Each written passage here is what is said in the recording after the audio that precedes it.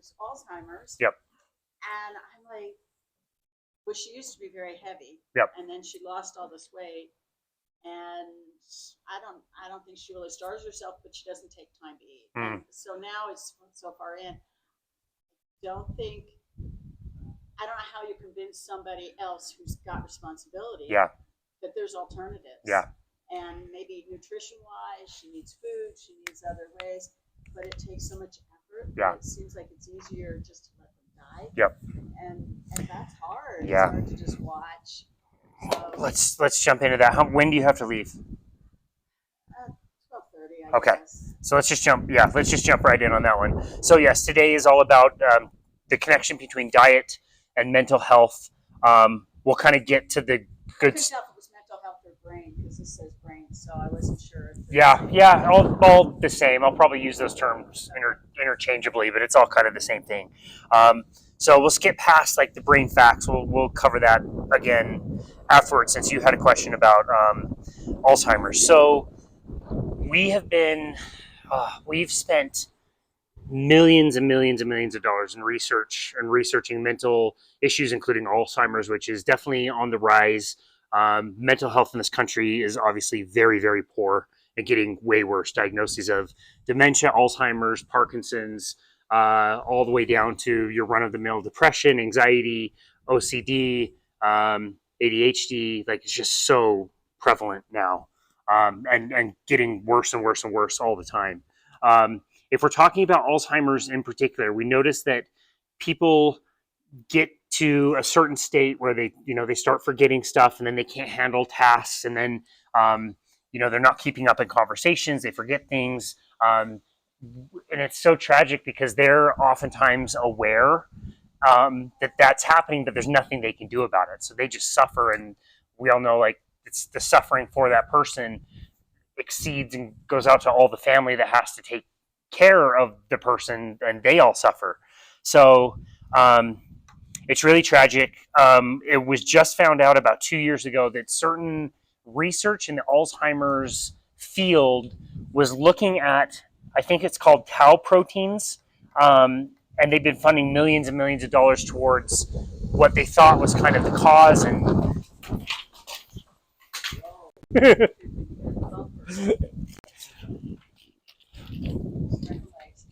yep.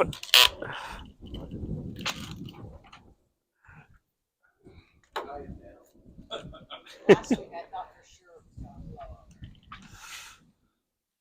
Well, that'll be a better base.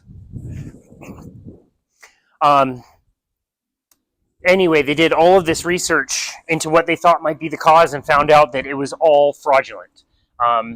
Somebody lied 10, 20 years ago, and all of this research was basically for nothing, and it was all fraudulently done anyway. So it seems... One that they were just studying now, the study was bad. Yeah. Alzheimer's is a fake thing, because it's obviously there is stuff going on in the brain. Yes, yeah. The Alzheimer's is real and affects a lot of people and is getting worse, but the research related to the tau proteins was found out to be completely fraudulent. And we basically have spent like 20 years going nowhere in the research and wasting time and wasting tons of money. So it's not a new idea that mental health and diet can be connected. We've known for about 100 years that diet can be helpful for people with epilepsy and controlling seizures. Before we had good medications for epilepsy, a very high fat, very low carbohydrate diet was come up with about 100 years ago to help treat especially kids that had epileptic seizures, and would be quite effective for them. If you go back in ancient texts, even like ancient Rome, and like they knew that if people were having any kind of seizures, they could isolate them, basically fast them for a few days, and that would fix the problem. They didn't know what the cause was. They figured some kind of brain demon or whatever, and if you threw them in a cave without food for a few days, all of a sudden they came back. Again, they didn't know how to explain it, but once we developed pharmacological solutions for things like epilepsy, we decided, well, why don't we not talk about the diet anymore? That's kind of hard. We now have a pill. Let's give people a pill. And it's been like we've lost all of this. Alzheimer's in particular, let's cut right to that chase. And I'll do that by kind of telling a story of Mary Newport. So they've got on the printout, I've got 3 different books listed. We'll kind of talk about all 3, at least tell some personal stories and what these people have come up with. But Mary Newport is a doctor. I just met her for the first time this weekend in San Diego. Lovely woman. She's amazing. Her husband I hope I don't goof this up, in the 2010s was diagnosed with early onset Alzheimer's. So pretty heavily demented. He was really talented. I believe he was a musician. Very funny, kind of life of the party. And over time, his mental health just deteriorated worse and worse and worse and worse. And Mary, in her research, which she decided to look into, what potentially could be going on, and her research found that there's a strong link between insulin resistance in the body and insulin resistance in the brain. So if we go back to the lesson that we did all about insulin resistance, is insulin is the hormone that stores things in our bodies. It goes really high when we consume a high amount of carbohydrates. It goes up a little bit when we consume protein, and it goes up almost not at all when we consume fat.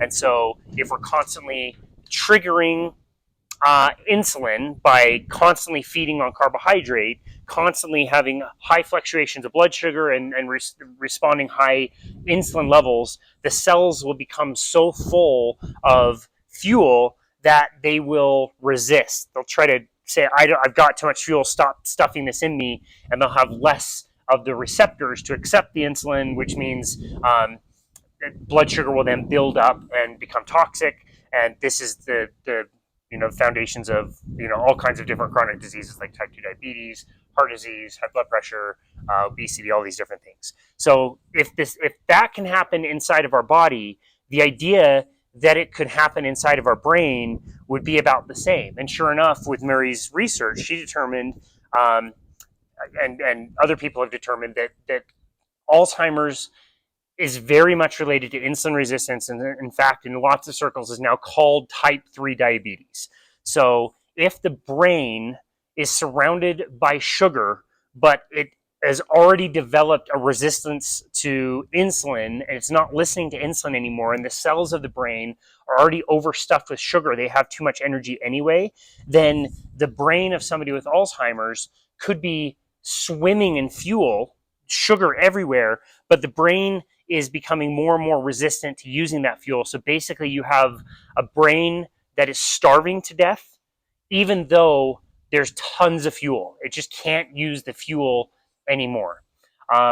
We've talked in past lessons about the fuel sources that we have, and the fuel sources in our body are always going to be carbohydrates and fats. And fats are too big of a molecule to really be used by the brain. It doesn't cross the blood-brain barrier very easily. But if we go back to another lesson that we had, if we are breaking down fat, we're using fat as a fuel source, then the body, through the liver, is making small pieces of fat, which are called ketones, and ketones are water soluble. So they work similar to sugar in the body. They can go into the blood. They are readily absorbed in different tissues, including the brain. The brain can do what we call keto adapt, so that it starts to use ketones as a fuel rather than use glucose. And since ketones easily pass in and out of cells, they don't require transmitters, basically. They don't need insulin at all. This becomes an alternate fuel for the brain when the brain is dying and starving. Even though it's surrounded by sugar, ketones can provide an alternate fuel that's a really clean fuel for that particular brain. So when Mary was early in her research, she realized that her husband was not quite willing to overhaul his entire diet. But he was he was in such a place, so much deteriorated in his brain, that basically what she ended up doing is she was sneaking in coconut oil into his oatmeal every single day for breakfast. So I put it on page 2. This is now quite famous. What's that? I saw the coconut oil on your chart. Yep. If you look at page 2 of the document, again, we're just kind of skipping ahead a little bit. This is what is called a clock test. This is a pretty classic test that you can give for somebody who has mental deterioration to test them to see how severe that deterioration is. So essentially, this is 3 different clock tests that Mary Newport's husband ended up doing the day before starting a few tablespoons of coconut oil, 2 weeks after starting the coconut oil, and then about 5 weeks? About 5 weeks after starting coconut oil. And you can see how terrible the first clock drawing is. Doesn't look anything like a clock. The second one is like passable. That might be like, yeah, you can kind of tell it's a little bit of a clock. Could be also like a pizza with weird toppings. The third one like looks like a decent clock. And I knew I would get the dates wrong, so it wasn't in the 2010s. It was a little bit earlier than that. These clock tests were in 2008, so that's when this is all happening. But they found that sneaking in the coconut oil, even on a mixed diet, she didn't have to change this guy's diet very much. Coconut oil is really high in a type of fat that is highly ketogenic, meaning that it's not ketones, but your body, when that fat goes to the liver, it changes into ketones really, really quickly. And it's an alternate fuel that has to be used as a fuel, meaning if you have more ketones in the blood, you have to have more energy. It's like you have to use whatever ketones are in your circulation. So she decided to do that again, not necessarily changing the whole diet, but just providing the brain a different alternate fuel source by giving it the coconut oil, which would ultimately be changed into a ketogenic form of fat, which was then used by the brain as a ketone. And he restored a lot of his function. He never reversed out of it completely and ended up passing away from it. I can't remember how that process went, but he was able to have like a few really, really good years before he passed away. He was able to tell jokes again and visit with family, and they had a much higher quality of life time while he was around. So pretty remarkable stuff. All of that to say, related to the question that you asked of how do we help people caretake for people that that are diagnosed with things like Alzheimer's. Again, if we know that the issue with brain function and Alzheimer's in particular, it's all a question of fuel availability. If the brain already has sugar as a fuel, the body will already make as much sugar as the person needs and their brain needs. But the answer to the question would be, is there any way that we can find to give an alternate fuel to that particular brain in the form of ketones, essentially? So this person in their situation, like, they're not open to changing diet? I think she would need help because she's at the point where she doesn't know to eat, but she's still living at home. But she doesn't have enough caretakers. Got it. And family, the main caretaker doesn't live with her. Got it. So, and they need to make some changes. Yeah. They're talking care centers, which then you're not going to get them caring for them individually. Yep. It'll be, here's the set diet, here's what we think Yep. works. And obviously, I think doctors don't go this way of nutrition. No. Even though you say that the studies are saying that they're finding out this is the type 3 diabetes, but doctors aren't calling it that, right? No. And so I think it's just easier for anyone who's living with it to just go, this is the way it is. Yep. We have to trust the doctors. Yep. They know what they're doing. They're brain experts. Yep. And there's no going back. Yep. And it's sad. It is. There's a few really great points there. Yes, doctors are not given any education about nutrition in school. Some of the ones that we'll talk about today had already said that. And I've argued this in the past, and I'll continue to argue this. I think that's, frankly, a really, really good thing, because if they got nutrition education, they would get all the wrong nutrition education, which would further strengthen their opinions about what healthy nutrition is. People that end up going to these facilities, like you said, they are they have to follow the food pyramid. They have to follow the food recommendations. And as we talked about on the seminar, when we talked all about the food recommendations, those are all not based on any good science anyway. It's all the same standard information. So it's almost better, as weird as it sounds, but it's almost better that the doctors themselves get very sick or get really sick of treating sick people, to the point that they have to go out and find this information on their own. And it's out there, but you have to go and find it. It's not very obvious. Doctors are taught about pharmacology, and they're taught about pills, and that's all they know, which is a very targeted kind of way of, manipulating is a good word for it. Like, if we have this one little substance that might block this one interaction in your brain, that might help a little bit with one specific thing, but it can't target all the same specific things of a brain that's literally starving to death.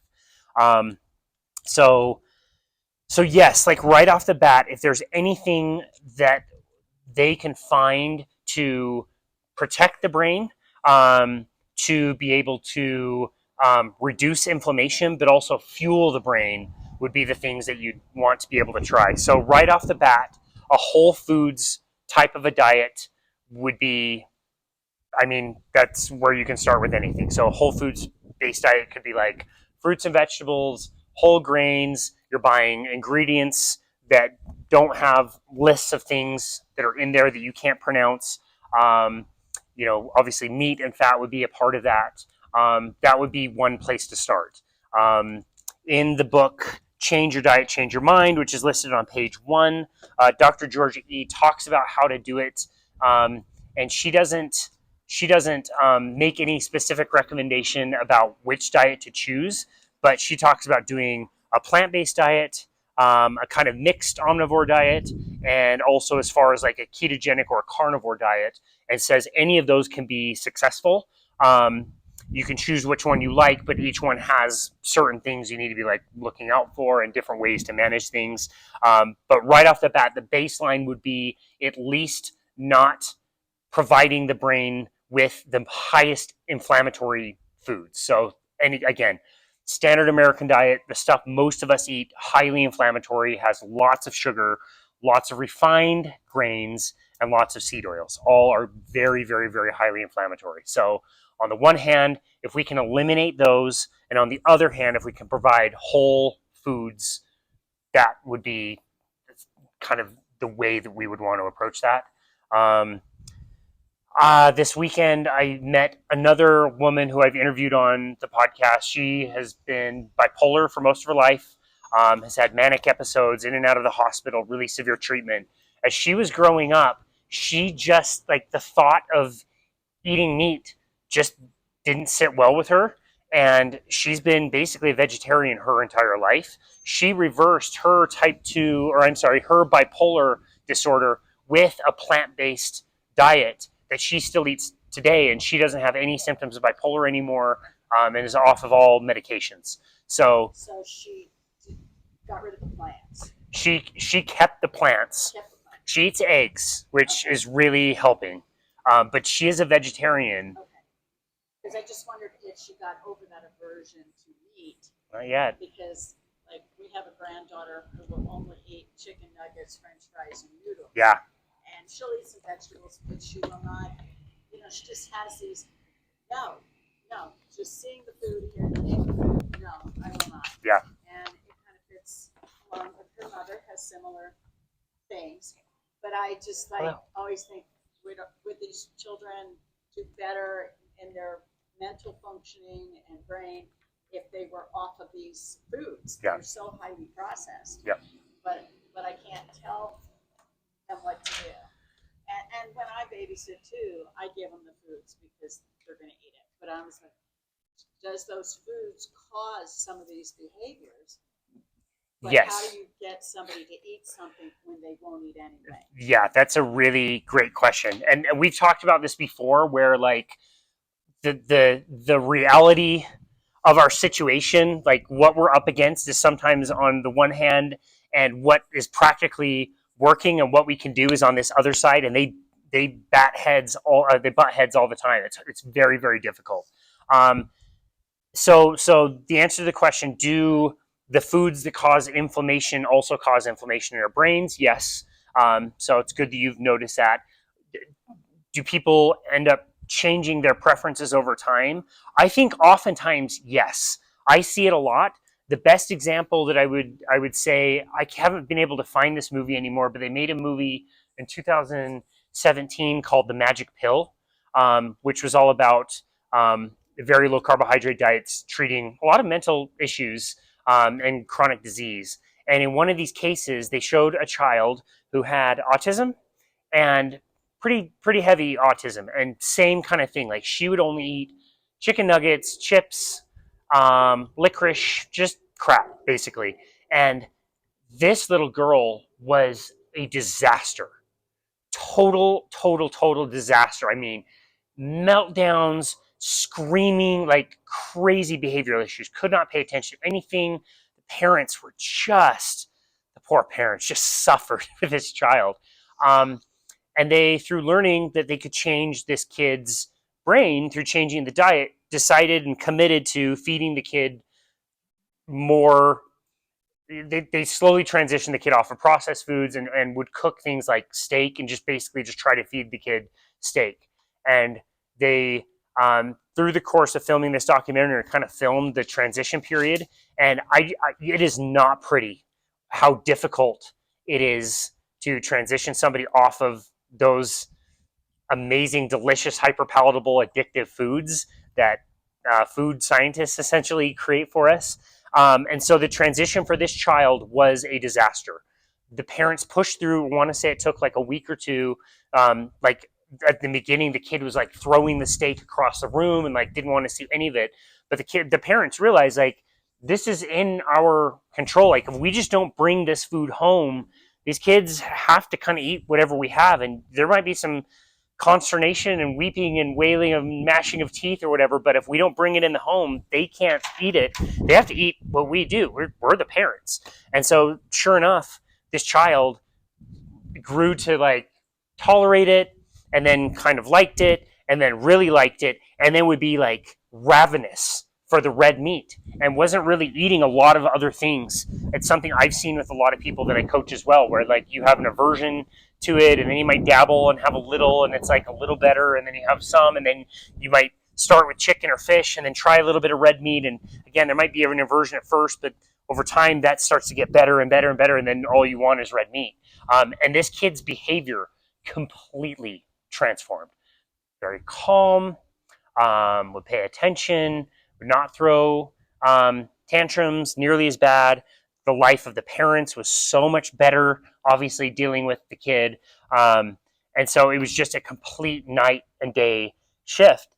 And it's a combination of eliminating the foods that cause the most inflammation. So as low of the seed oils and the sugar and the grains, the refined grains as possible, and more of the things that will actually protect and feed the brain, which is fat, saturated fat, cholesterol, the things that the brain actually needs. I know you probably need to go in a minute or two. Yeah, no worries. But that's again, kind of skipping ahead to like what would be the best. How can we help people if we can't control what people eat? It's really tough.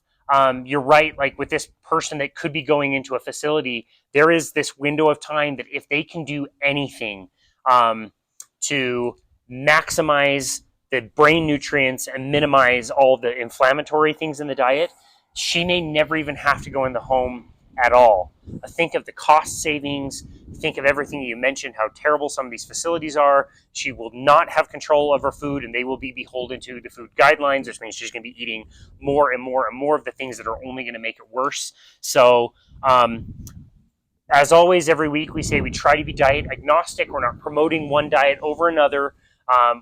But we do know, again, that fat is really helpful in the diet. If you can find ways to get more fat in, if you can find ways to substitute whole foods for the packaged foods, if there's anything she can prepare at home that she enjoys preparing at home or somebody can prepare for her, that eliminates not completely, but it reduces at least the chances that somebody's going to be getting all the crap that they're finding in the normal grocery store or fast food.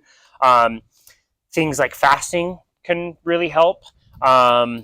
But fasting is obviously very difficult when you're hungry all the time. You're eating the normal diet, you're going to be hungry, and so it's going to be really hard to fast. I don't recommend fasting for anybody who fasting feels really difficult for because they have to push through because they're so hungry.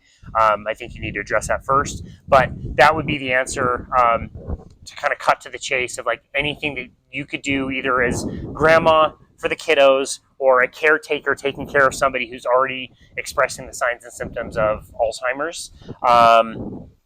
Those would be some things you could try. In the first 4 lessons, and available on the website on the link, I included those meal plans. Those are the meal plans that we used when we did the weight loss contests back at the gym. We found them to be very successful for weight and fat loss, but we also found them to be very successful for things like mental health. So if she would, all those are free to download. You can go to the website and download all of them. We found that those meals were not particularly like egregious or like too challenging or not very tasty. Like most people who tried them, they were pretty good and tasty, and they were things like taco bowls or like pizza, but not a normal crust, maybe like a meat crust and that kind of thing. And so we found that they could be very successful using those meal plans. So if that's something she's willing to do. I think one of the big problems with when somebody is taking care of someone else, Yeah. are they taking care of themselves first? Yeah. And it's just hard to convince somebody else. Yep. How old is this person? The person's 70, 71. Oh, okay. She's got Alzheimer's. It's been going on for a few years. And they're ready to put her in a home, sell her house. She's still functioning, Yeah. but she doesn't drive anymore. She Yeah. goes to senior center every day. She's getting used to doing that. And she is very forgetful on a lot of stuff. Yeah. But the family taking care of her, they don't have time.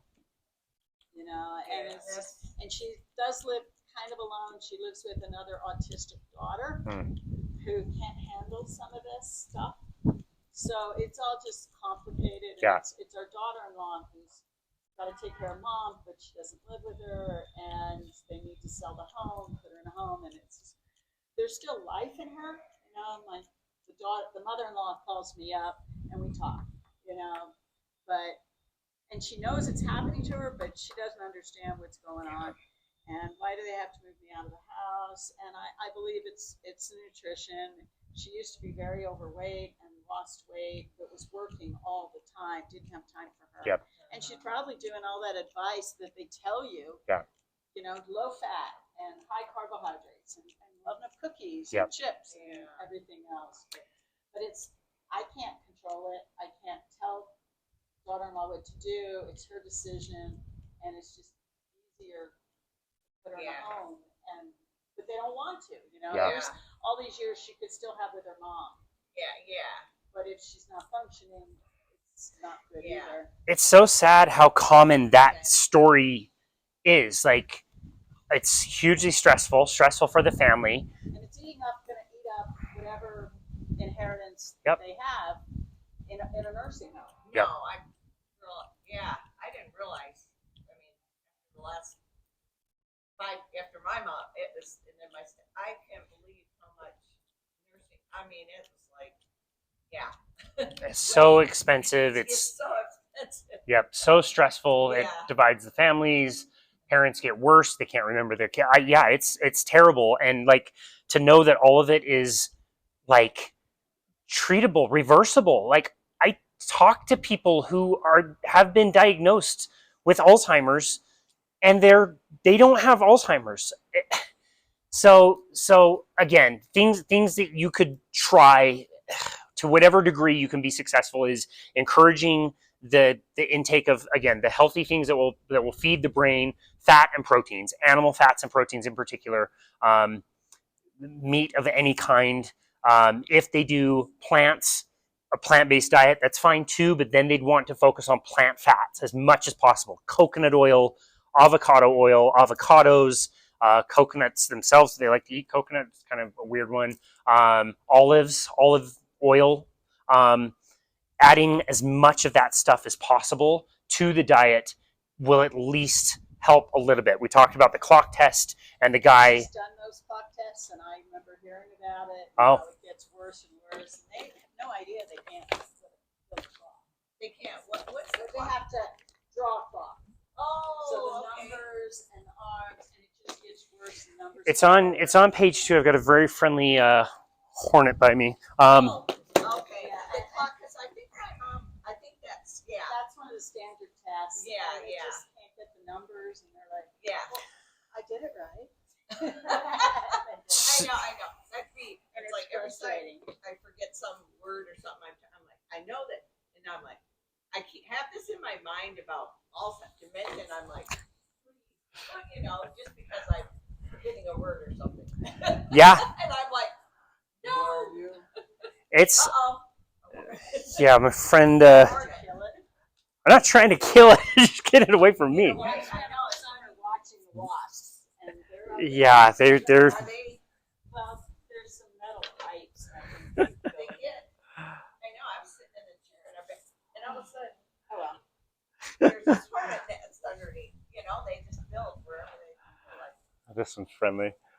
Yeah. So the clock test example, something we talked about a little bit earlier, briefly. It's on page 2, and this was just an example of somebody who was given a clock test before, not necessarily making an overhaul to the diet, but the wife started putting coconut oil into. Yeah, it's on that page. Started putting coconut oil into this guy's oatmeal, essentially. So it's basically a kind of fat that goes to the liver, and the liver converts it into ketones and makes it. Ketones are an alternate fuel for the brain. So what we mentioned earlier with Alzheimer's now being classified as, like some doctors are calling it type 3 diabetes, because it's so much related to brains that are insulin resistant and starving to death. So it's a weird paradox that this brain could have sugar fuel available all over, but not be able to use it, which is what insulin resistant is. And that's why they're calling it type 3 diabetes. So this is just an example of somebody providing a fat that goes to the liver and makes the substrate of fat, which is called ketones, and the brain using the ketones. And you can see just 37 days, a month and a week, essentially, after just putting about a tablespoon of coconut oil into his oatmeal, completely changed the results of that clock test, actually like reversed it. And they were able to get a few good years before the guy passed away, really helped improve his conditions. So yeah, it's a tough question of again, the practicality of how do you do it? It's not that easy. It can be done. It's not that easy, but the reality of what is actually going on is the tough thing that, again, it's really tough to understand the science and the health and the problem, but also understanding how difficult some of these things can be to implement. Yeah, because I babysit, and the 4-year-old, oh my gosh, she's extremely smart. I mean, just over the top. I'm like, I have a grandson, but he eats like crap. Yep. I mean, because of his. And I want to say something to my son and daughter, because, I mean, not that I eat perfect, but I don't eat, now it's coming to me, processed foods, Yeah. But he will eat Lunchables. Yep. That's all. And it's so weird. He's a great kid, but then he doesn't get his way, Yep. He will fly off the handle. It's not like he's throwing anything. He'll just be louder. Yeah. And I'm like, could it be these? But then again, his brain is, working. So I'm like, he's smart, but then I don't know. I'm trying to think it could be what he's eating. I mean, probably. Yeah. Yes. So if we go back to we kind of skipped ahead. This is actually good timing. We kind of skipped ahead a little bit to talk about the Alzheimer's case in particular. But if we go back to the first kind of section of what we're talking about, what is good for the body is probably good for the brain as well. And we've talked a lot about how our diet can impact our bodies and what most people want to do, like lose weight or lose fat or maintain muscle mass and things like that. And through the course of the seminar, we've learned that that's really good. But my favorite quote is Dr. Georgia Ede, which you see her book on the cover of her book down there. She said something like, "Last time I checked, our brains are connected to our bodies," which I thought was good. Basically just stating that what should be good for our bodies should also be good for the brain. So I put this picture here back on page 1. Brain facts.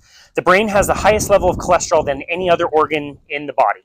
We did an entire lesson on cholesterol. We're told cholesterol is bad and we always need to lower it. We take medications to lower cholesterol, which is a billion dollar industry.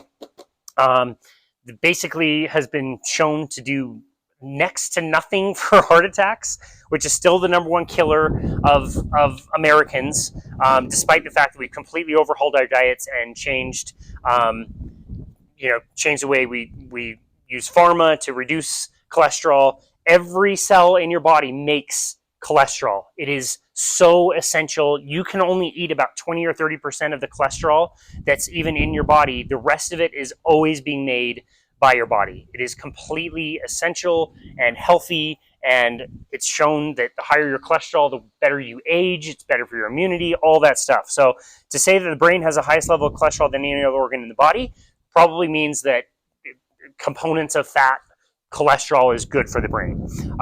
Good animal dietary fats are essential for brain health. So again, ignoring the advice that we've been given that animal fats in particular are bad for us is absolutely not true. So make sure you have lots of animal fat. The brain is only 2% of the body's weight, but contains over 20% of the body's cholesterol and also is responsible for about 20 to 25% of the calories that we burn. My brain being not so active is probably on the lower end. You guys are all smarter than me, so it's probably on the higher end. So all of that to say, like,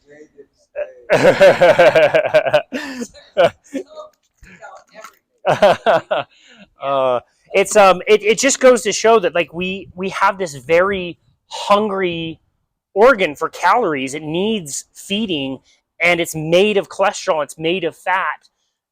Again, it just would make no sense that all of that would be the case and that fat would be then bad for us. Cholesterol in the brain is essential for neurotransmitters such as dopamine and serotonin. These are a lot of the receptors that are targeted by drugs that SSRI is one that's very popular. These are drugs that are targeted quite frequently in mental disorders to very wide-ranging effects. They can really help some people. They can help some people a little bit, or they can just be completely useless for a lot of people. Cholesterol makes up the majority of the white fatty sheath myelin, a protective coating on neurons to increase the brain's processing speed and signaling. Again, we said that 60% of the brain is fat, and that DHA, this is a particular fatty acid that's found in fish in particular, and why fish oil supplements have been promoted to be health-based, comprises over 90% of the brain's PUFAs, which are the type of fat, polyunsaturated fatty acids, and about 10 to 20% of total lipids. So again, all that to say that the brain made of fat, made of cholesterol, that it wouldn't thrive on that as a fuel would be, I mean, just using common sense to just be like a little bit weird. So I want to kind of talk about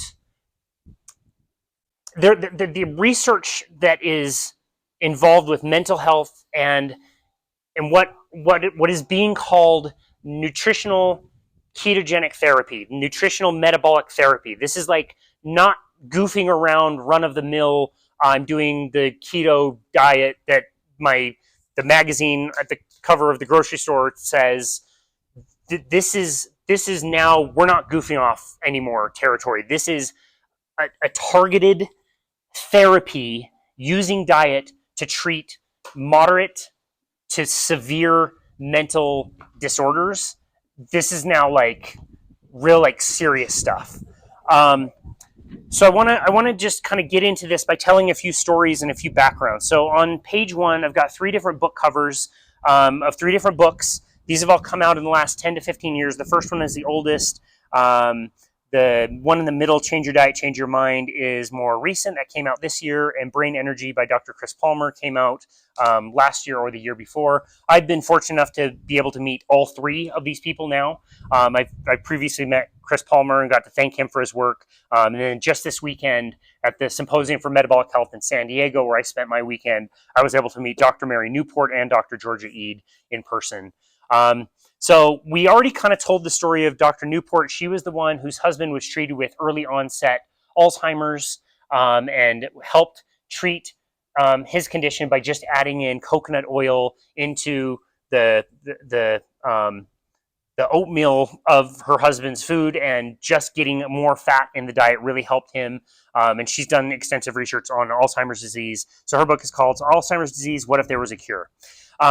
Let's talk about Dr. Georgia Eid. Georgia Eid is a Harvard-trained psychiatrist.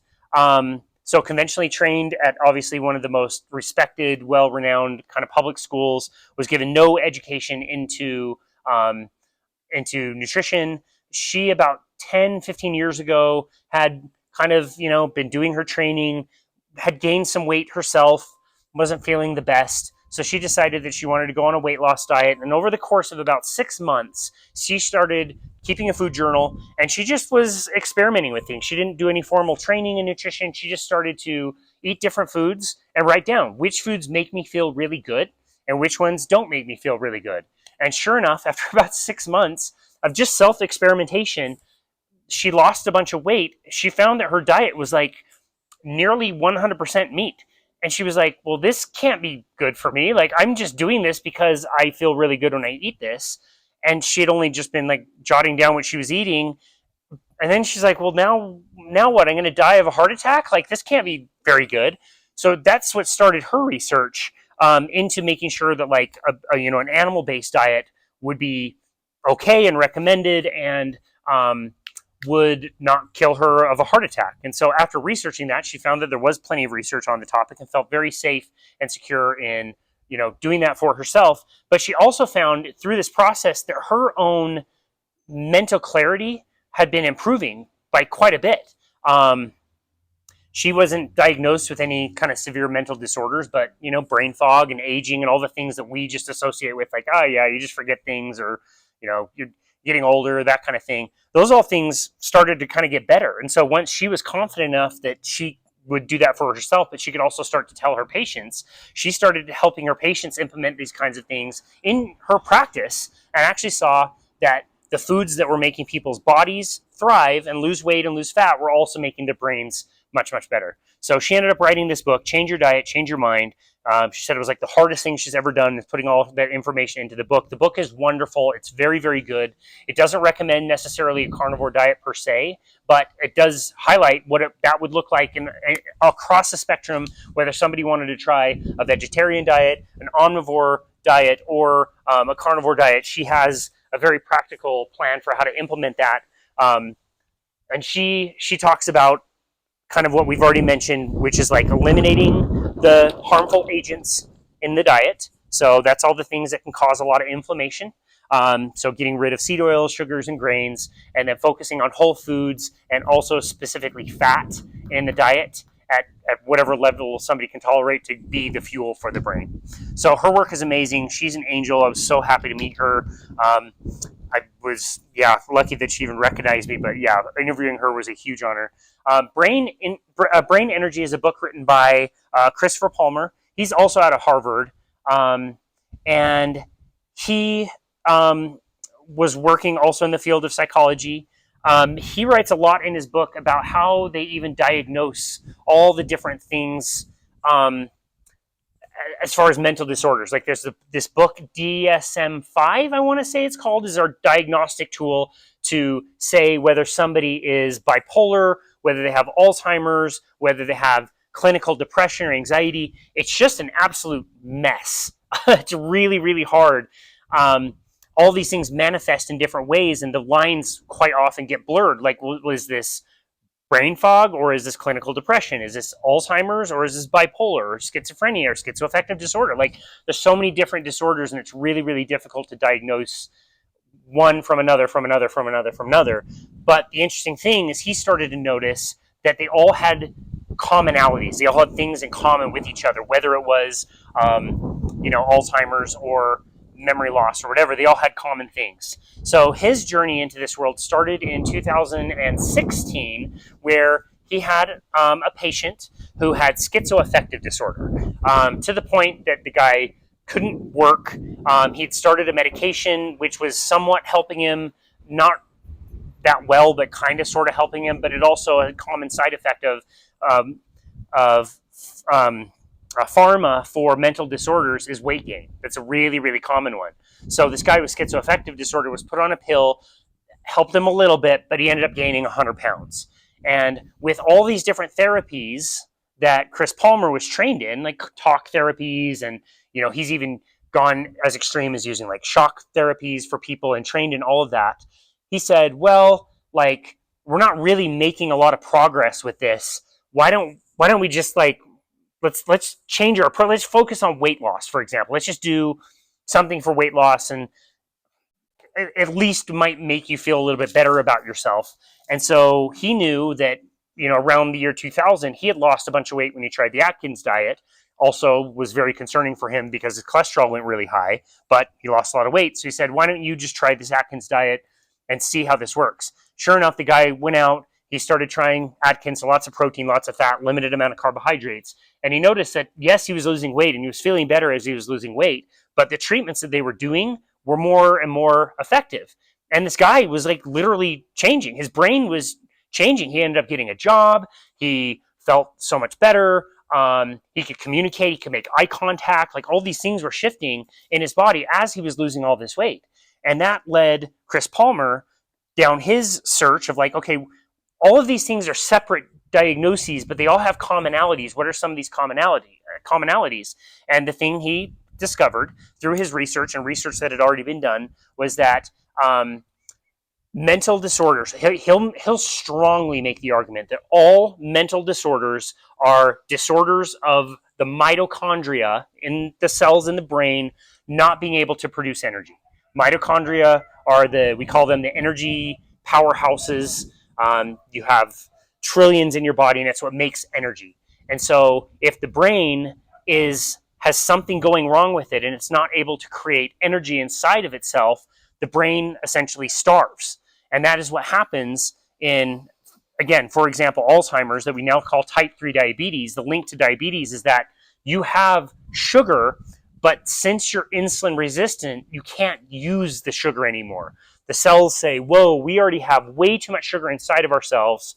We don't want any more. So they don't listen as well to the signal of insulin. And over time, blood sugar goes high, insulin goes high, and the same thing can happen in the brain.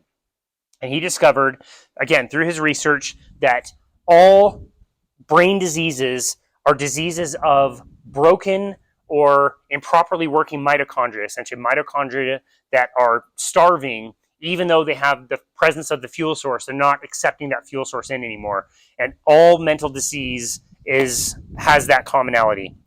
He ended up writing this book called Brain Energy, which is absolutely wonderful, whether you read it or listen to it. Chris Palmer is a really passionate guy, and to hear him read the book and like literally like plead, hearing his voice break, like hearing him read his own book and hearing like him at the edge of tears, like, you have to address this. I work with people who are literally healing their entire lives by following some of this information, is really, really, really powerful stuff.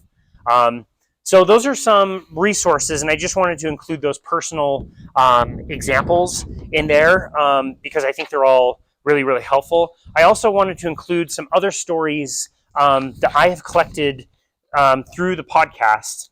We'll talk about some of the latest research in different mental disorders here in a minute, but I wanted to talk about people that I have come across through my podcast that I've been able to interview and talk about, rather than getting too kind of like into the weeds about the science. I think for this one, I wanted to be more like the stories of people who are impacted by some of this, because it is quite powerful stuff. So the first one I want to talk about is my friend Robin. just hung out with Robin this weekend, so she was in San Diego as well. She goes to a lot of these same conferences that I go to. She is kind of sticking her toe into coaching and wants to kind of coach people, and she's got a podcast now on YouTube that's really good. Her podcast is called Less of Me with NSNG. So NSNG stands for No Sugar, No Grain. And she has a cool channel where they talk to lots of people who have lost weight or whatever. Robin was overweight herself, but as she was getting into her 20s, she was diagnosed with bipolar. I want to say it was bipolar type 2, which was really tough. She had a young family. Her husband, Matt, is also a really good friend of mine. He was going to be here today, so I was going to ask him to help share the story. He ended up not coming. He'll be here hopefully in a week or two, so hopefully we can get him to tell the story as well. But he was quite overweight doing trucking all over the country, and Robin was then diagnosed with bipolar type 2. So she started her journey into medications, which was basically like sedating her. And she even shared a Facebook post, which was quite sad, of like her just not being the parent that she wanted to be, because she's like either medicated or she's got severe mental disorder. At some points, she was basically like, it was all the energy she could muster to like drive her kids to and from school, and that was it. She would like sleep the whole rest of the time. Really, really terrible. Her husband was out driving around and was listening to a podcast who hosted a guy named Vinny Tortorich, who came up with the phrase NSNG, no sugar, no grain.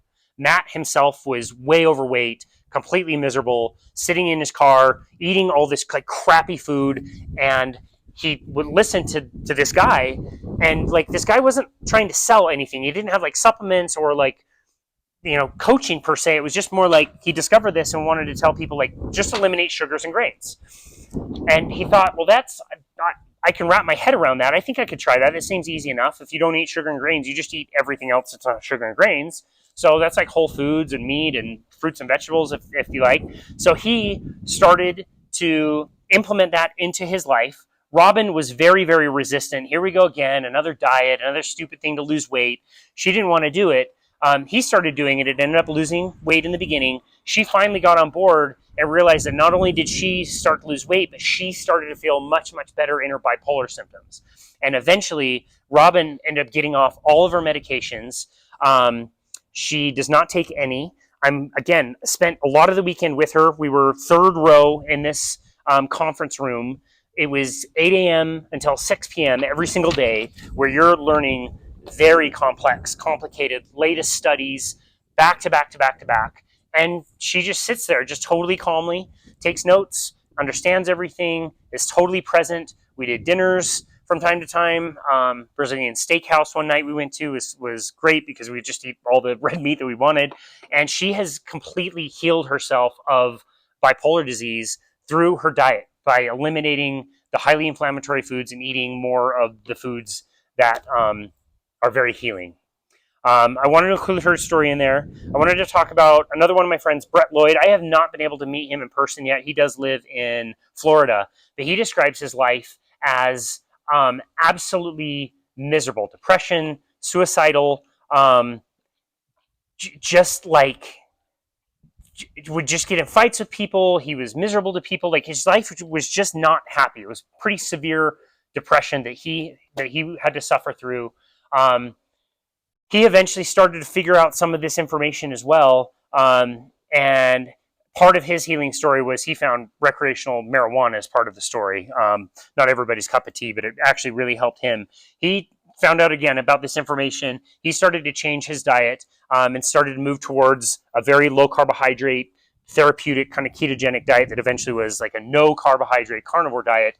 And so powerful the way that he describes the first day that he felt like the fog had lifted, and he said like the clouds parted from the sun and it was sunny and bright and he was happy. He never had experienced what happiness was, and like the joy that he still experiences. He has a channel on Twitter and YouTube, and he plays music.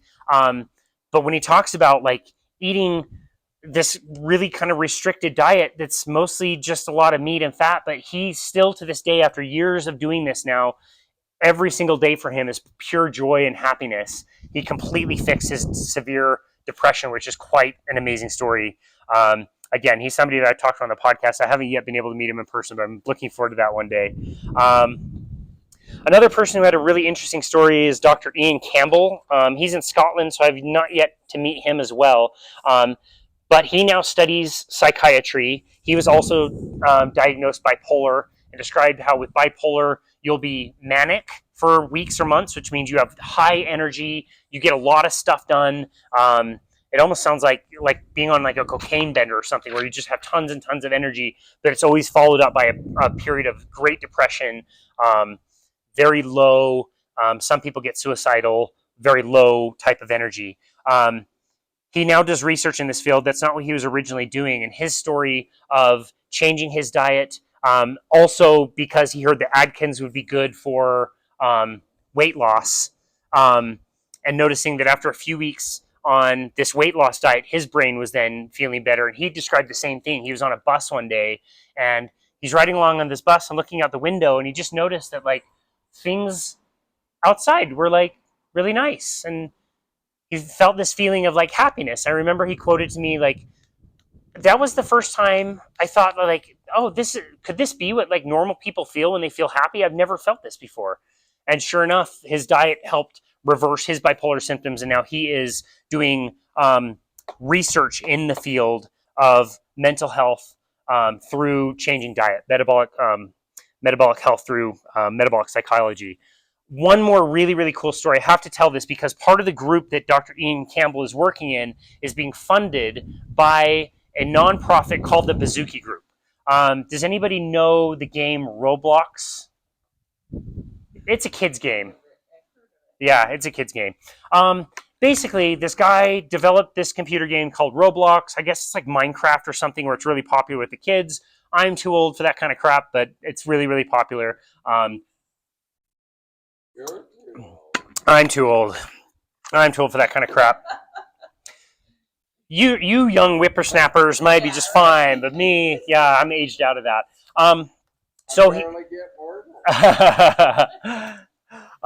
he creates this game called Roblox and instantly makes millions of dollars. Very wealthy person. Their son, named Matt, went off to college and started to express signs and symptoms in himself of bipolar. His family, having tons of resources, did everything they possibly could. They sent him everywhere. He did a talk that I've heard where he listed all the different medications he was on. I want to say it was like 20 to 30 different medications that he was on. Treatments everywhere. They had resources. They could fly in places. Nothing seemed to work until they discovered the work of Dr. Chris Palmer and found out about his book, Brain Energy. They started to learn about the metabolic treatments of diseases and found that everything that hadn't been working for their son now suddenly was working in the treatment of bipolar, and he was reversing his own bipolar. So now this family, with tons of money, starts a nonprofit to fund new latest research on nutritional, ketogenic, or metabolic therapies for brain health. This is like the greatest, most amazing thing that anybody could ever want or hope for, because all the other funding is coming from pharma. It comes from the medical system. It comes from drugs. It doesn't come from people like this family that's giving literally millions and millions of dollars to do the latest research. They give grants to people to do research. They're funding lots of different things in the field of metabolic psychiatry. So really, really amazing stuff that they're doing. And that's the group that Dr. Ian Campbell is now working with and getting funded from this incredibly amazing family that we found in the community. I want to say also, like, the reason that I eat the way that I eat, I'm on now 5.5 years of a carnivore diet. I had found the benefits of a low carbohydrate diet as I was doing personal training, and I found that reducing carbs and increasing the fat that I was eating was helping me with my endurance. I was less hungry, helped me with my cycling. I started to learn about ketogenic diets and how they could really help people, and started implementing that into those weight loss contests we were doing at the gym. The gym had no idea what I was doing. but we were giving people alternate meal plans that were just lower carb, and people started getting really great results. Eventually, I heard about a carnivore diet and thought it was the strangest thing ever. Until 2019, I wanted to try it for a month, do a 30-day trial of I want to eat nothing but meat for 30 days. We'll just see what happens. And I felt really good. My energy was better. I did notice that I was able to lose a few pounds pretty easily. It was convenient. I was only eating like once or twice a day because I was really satiated from my food. But the biggest thing that I noticed from changing my diet and trying just a very strange diet for a few days was my brain health was so much better. There was a woman that had come to me. It was about 2 weeks on after I'd done this diet. She wanted to do training with me. So she paid for a bunch of sessions, which means I made money. We made 100% commission working there. So people don't train with you, you don't make any money. She had paid me a bunch of money. I'd spent time doing a consultation with her. I scheduled out a bunch of sessions to do with her. All required a lot of work. And then like the next day, she was like, I want a refund. I don't want to do any of this. And in the past, that would have probably ruined my entire week. I would have been upset, stressed out, pissed, whatever. And I just noticed my reaction was like, okay, yeah, that's fine. I'll give you the refund. Let me take these out of my calendar. Like if you need anything in the future, let me know. And I was fine about it. And I don't know why. And it was like later that week, I just like looking around outside and everything was like good and calm and fine. And I realized like I didn't have severe depression or anxiety, but my brain has a tendency to spin around and worry about the stupidest stuff that never happens. And that had quieted down so much that I realized I wasn't spinning nearly as much. Or like if I couldn't find my keys to my car, I would just be like, oh yeah, can't find the keys to my car. I'll keep looking, or maybe I'll walk or ride my bike. Like problems that would make me lose my mind in the past were so much easier and better to deal with and problem solving. So the way that I eat, the reason that I eat the way that I eat today is primarily for mental health. All of that to say, like some of these strategies are very, very powerful for brain health. And the whole reason I do what I do today is not because, it's good for my body. It's, again, cheap and convenient. I think it's really easy and I think it's delicious. But the reason that I still do what I do and I go on trips like this weekend to San Diego, I have to make weird orders. I have to check with the restaurant first. To just get 2 burger patties at one place this weekend was like $40. Like it's ridiculous. And you have to make these weird orders and they come with all the crap that I know for me I can't eat. Like I told them I just want burger patty. I don't want the fries. I don't want to look at the fries. But every time they come with fries and they come with fruit and all this stuff. And I'm like, if I start with this, if I start eating a French fry, I'm going to finish all the French fries. And then for the next day or so, my anxiety is going to come back. It's not the worst. I don't like it. And it's a good motivation for me to stay more strict in my diet. Everybody has different levels of strictness of what they're willing to put up with in their lives versus how strict they have to be at a diet. Some people might say like, yeah, traveling like that sounds like it sucks. I know for me personally, if I would have eaten the French fries to sit in a conference room and have anxiety and not be able to focus on the materials, I don't want that. So what kind of hamburger, like you're saying patties, is there better just to know about hamburger? Great question. The question about like the quality of food. I think we do a massive disservice by telling people that the quality of animal meat, in particular beef in this country, like telling people that they have to have organic or grass-fed or different quality. I think it's a great disservice to people to focus on the quality of meat and fail to say that the quality of beef in particular, all meat, but really beef in particular in this country is extremely high. Very, very, very high. If you said, I'm only eating eggs, the cheapest ones that I can find at Walmart, and I'm only eating ground beef, the cheapest that I can find at Walmart, maybe in those big rolls or something, you are doing vastly, vastly, vastly better than anybody else on that particular diet. So the quality of our meat in this country is very, very, very, very high, regardless of whether you get it at Whole Foods or whether you get it at Walmart or whether, I know this sounds bizarre, whether you order it at McDonald's. I was not near a McDonald's, ironically, like San Diego, the place that I was, kind of weird and didn't have a bunch of actual McDonald's close to me, but it's like 95% of Americans live within a few minutes of the McDonald's.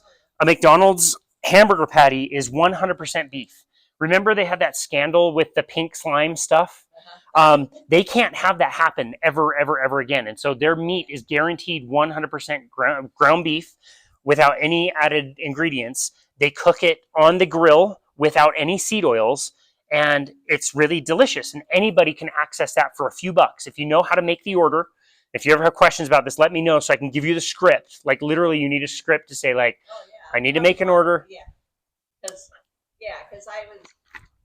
some of these places, you think, okay, I don't want to really stop there, but yeah, because that's what I heard about In and Out. Like my son, he's better now.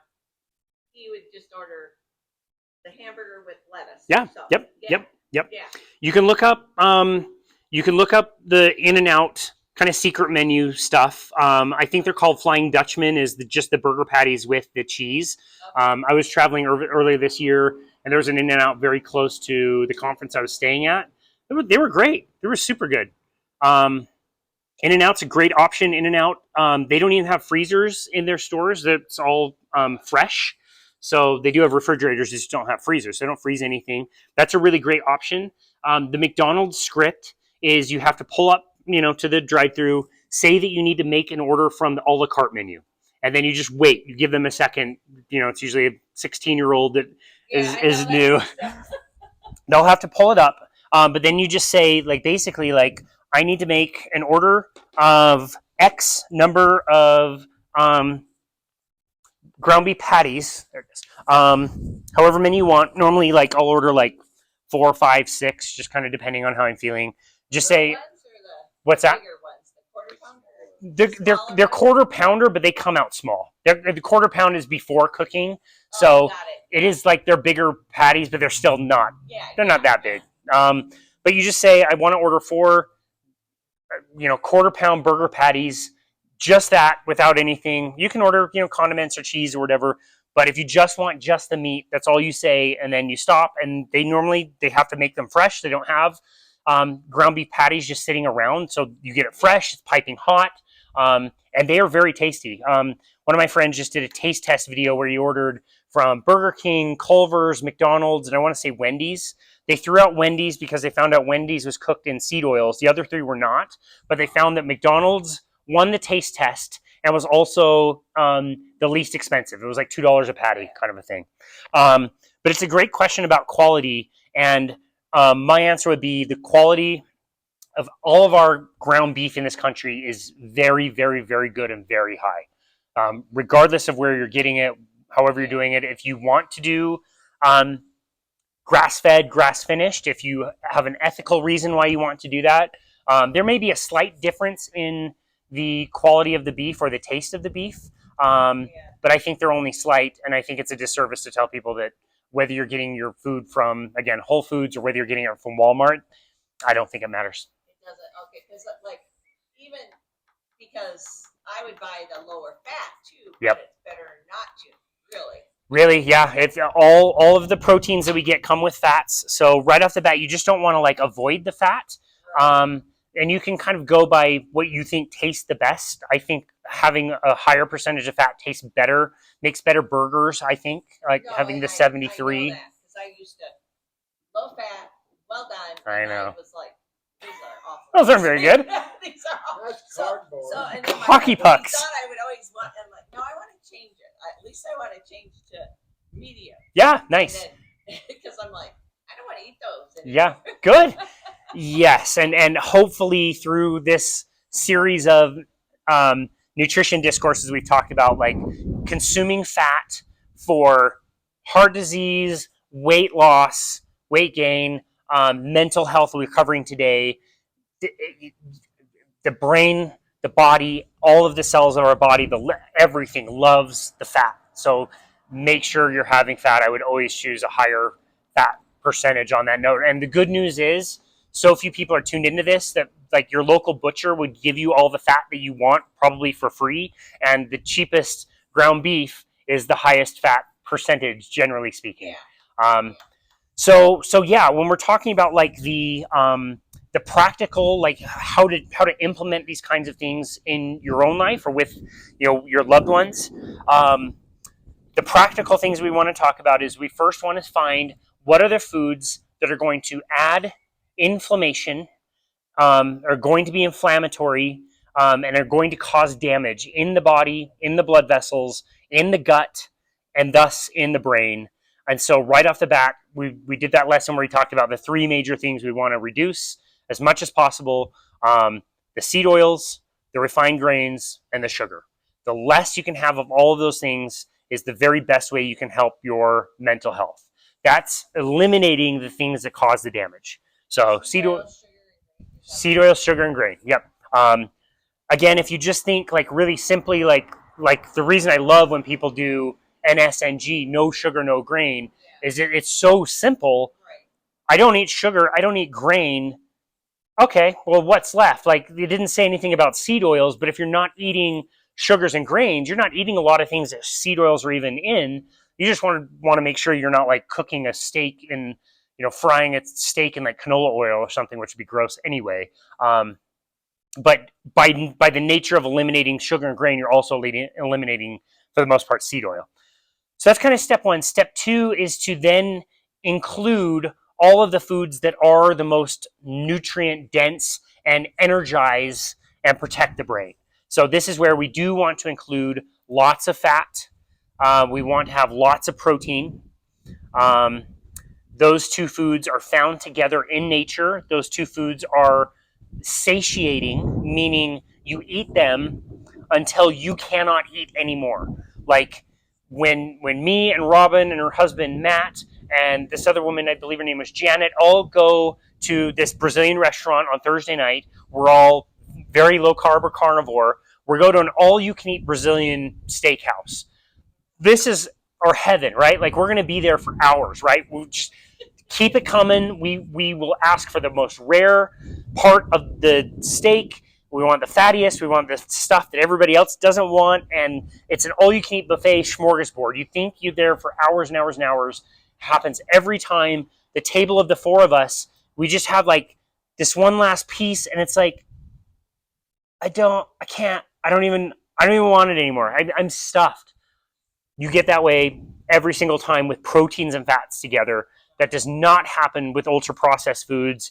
If you want to test this, I would recommend buying a bag of chips and salsa, sit on your counter, eat the chips and salsa, and see how long you can keep eating that bag of chips and salsa until you say to yourself, wow, I'm so full. I can't have another chip. More willing to bet that you'll get to the bottom of the bag before you'll say, whoa, I've had enough. I just did that. My daughter made fresh salsa. So good. It's so good. I know.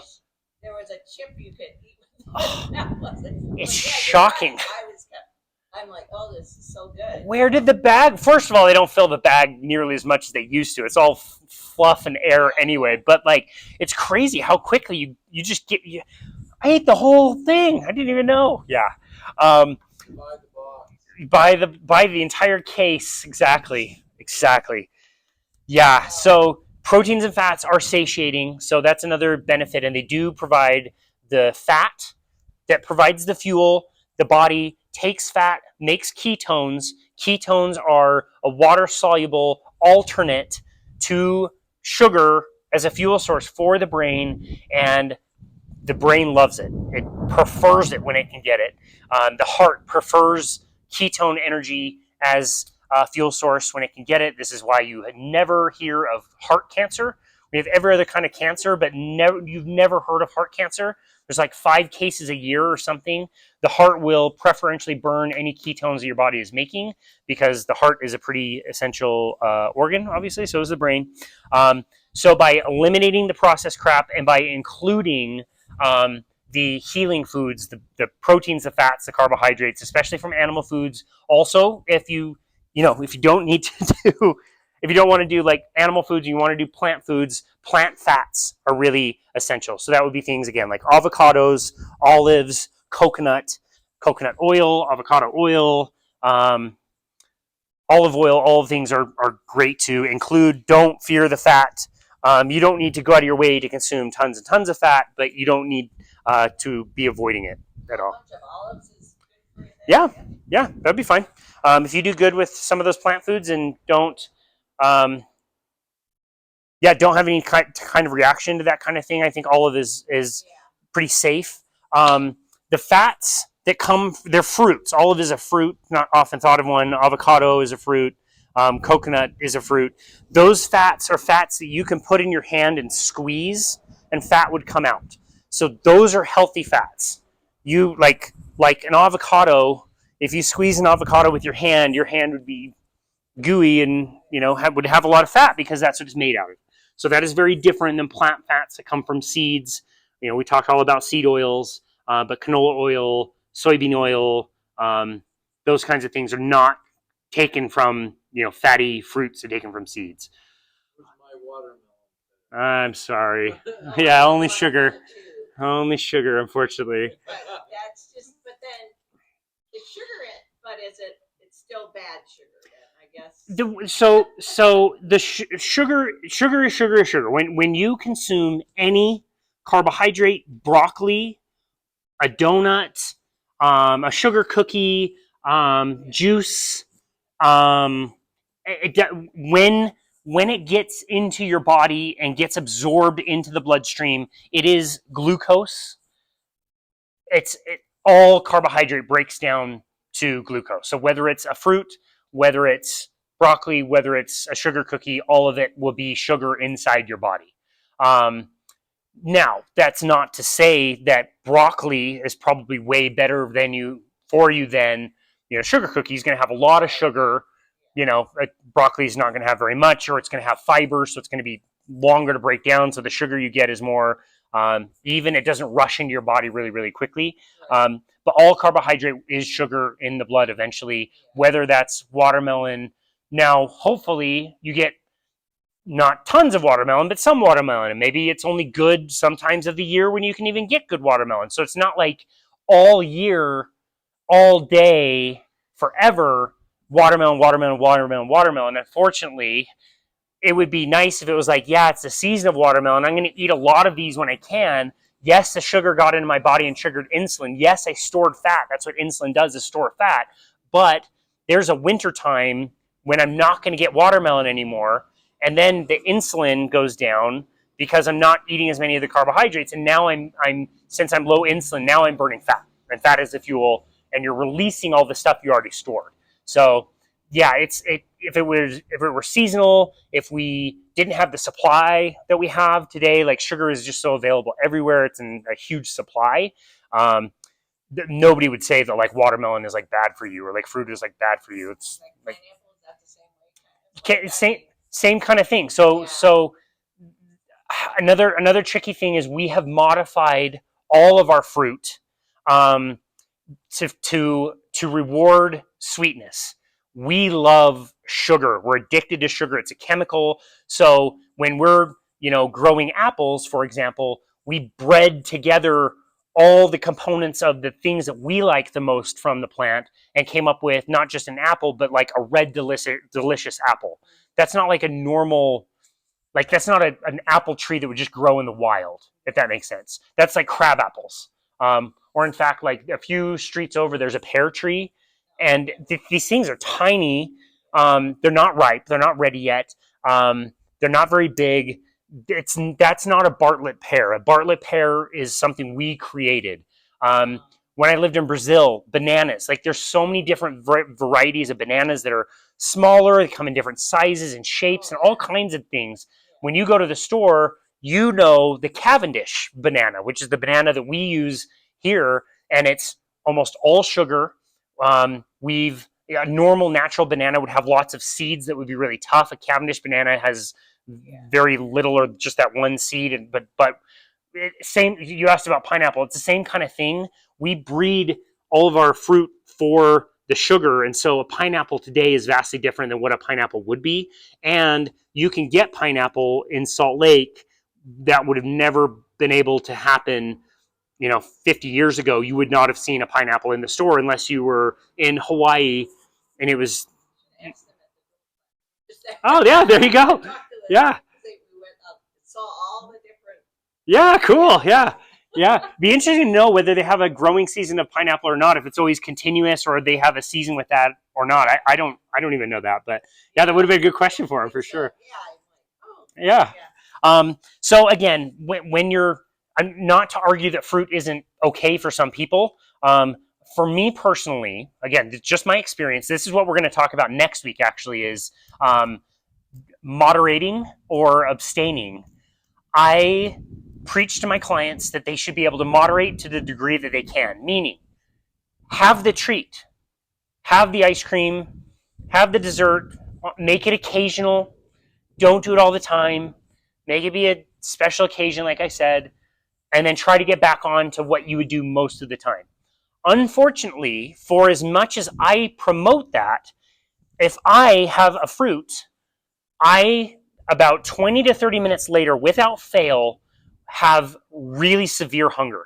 I get starving. I'm talking like if I just eat an apple, or a few weeks ago, somebody gave me some plums that were grown. These plums are tiny, by the way, natural plums. I could fit 10 of them in my hand. This is not a plum from the store. I had some of them, and they were really tasty. She thought they were way too tart. She couldn't believe that I thought they were really tasty, and she's like, whoa, those are quite tart. I thought they were very sweet. But when I eat those foods, 20 to 30 minutes later, I feel the blood sugar crash. I get very, very hungry. And the only food that I start thinking about is crap. Now I want granola bars, and a cookie sounds really good, and a piece of cake sounds good, and a soda. Soda never sounds good to me, and all of a sudden that sounds good. That triggers my sugar cravings to the point that it's not necessarily the fruit. It's just the next thing that I eat after the fruit is not going to be fruit. Yeah. A few months ago, I wanted to cheat on my normal day-to-day, and I wanted to do peanut butter burgers, which are burger patties. I decided to do buns, which I never eat, and I decided to do peanut butter with them. And the jar of peanut butter that I got was peanuts and salt. Nothing else, no sugar added, just peanuts, just salt. Within 2 days, that jar of peanut butter was gone. I ate the whole thing. I didn't want to, but my personality personally is one of them, an abstainer. Some people can do cocaine as a party drug and they can go to work on Mondays, and other people do cocaine and they can't stop until they finish all the cocaine they have, and it ruins their life. And the problem is, for some people with sugar, you are cocaine addicted and you live in a world where cocaine is everywhere. It's inexpensive. You eat it when you're happy, you eat it when you're sad, you can get it at the grocery store right there, or the gas station over there, or the kids are selling it down the street for $2 a cup. It's everywhere. And if you're an addict, you may have to abstain completely. So yeah, yes, fruit, pineapple, whatever, it's much better than ultra processed. It does contain a lot of sugar, which can be problematic for some people. Everybody has different tolerance levels. The cool thing is with all of this, like your brain, there are parts of your brain that always need sugar. Cannot go without sugar. You can burn ketones, can't burn fat in the brain, but you can burn ketones, but there's still going to be some parts of the brain that will always have to have sugar.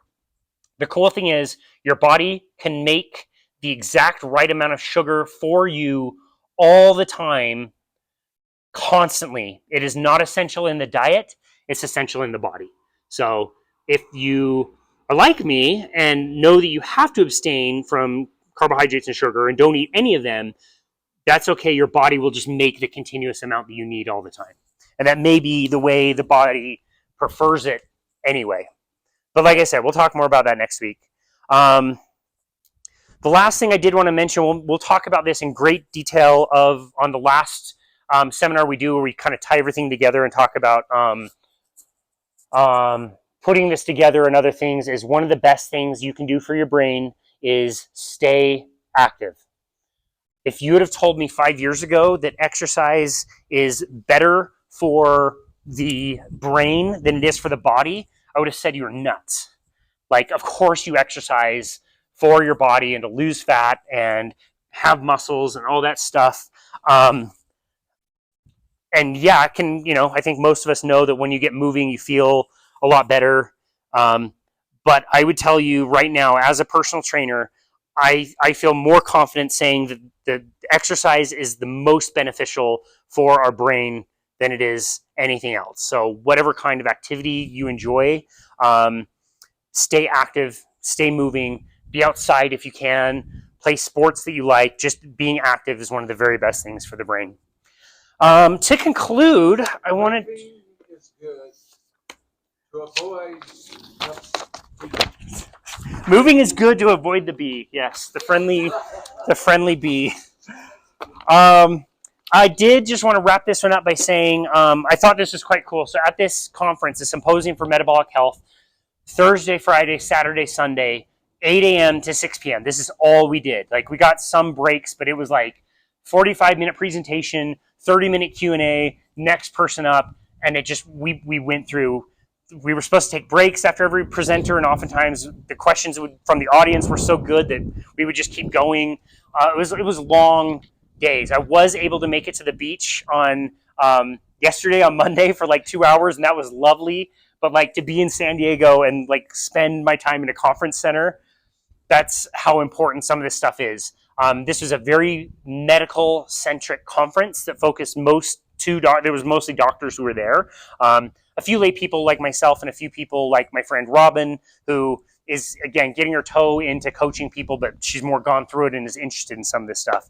But on the first day, Thursday, the entire day was all about metabolic ketogenic therapies for mental health and mental disorders. So all 6 of the presenters were talking about how diet can be related to some of the stuff that we were talking about. First one, Dr. Georgia Eid, all about the science of hope. So where she had her whole career, she's, again, the author of Change Your Diet, Change Your Mind, her whole career of putting people on medications that sometimes would work a little bit, but generally speaking would end up failing. And then she changes the diet, and all of a sudden it's working for tons of people. She completely changed her practice, and her whole talk was about how important it is for us to give people hope that, yes, you might have a chronic condition, and yes, your doctor may have told you that you're going to have this forever, but there are alternatives, and we are looking into them. A major study was presented on ketogenic diets and the alleviation of severe depression, which was quite fascinating. A group of people who were very, very depressed who ended up reversing it.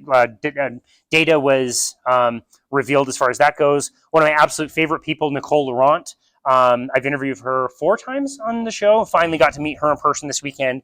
She's a counselor as well. Super frustrated with the system and super frustrated with, again, the messaging that doctors need to put people on pills.